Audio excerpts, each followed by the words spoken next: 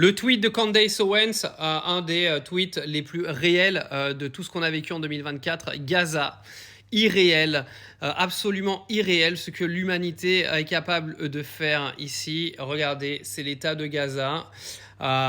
Champ de ruines. Aujourd'hui, quand on vient parler d'un cessez-le-feu et de se dire que tout le monde est content, non, tout est détruit à Gaza. Je pense que sous les décombres, vous avez encore des enfants et des familles. C'est une honte que ça, aujourd'hui, se soit passé sous silence, que plus personne n'en parle, qu'on vienne te dire youpi ploupi, il y a un cessez-le-feu, les habitants de Gaza vont pouvoir se reconstruire.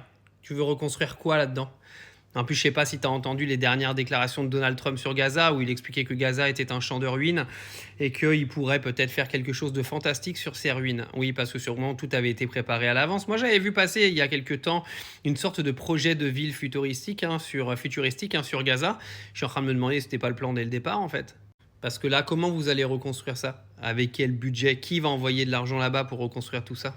Et surtout, quel média va continuer de parler de ce qui s'est passé dans ce génocide qui ne sera jamais un génocide officiellement au vu du monde? C'est incroyable parce que moi, je vous le dis en mille, je ne suis pas né de la dernière pluie. Dans 6 mois, tout le monde aura oublié. Ce qui se passera autre chose parce que tout simplement, il y a une grosse partie de la population aujourd'hui qui ne reconnaît pas ce qui s'est passé à Gaza comme un génocide et c'est une honte. Et voilà, regardez bien, parce que c'est ce que l'humanité est capable de faire, et surtout c'est ce que l'humanité est capable de valider. C'est ça qui est incroyable.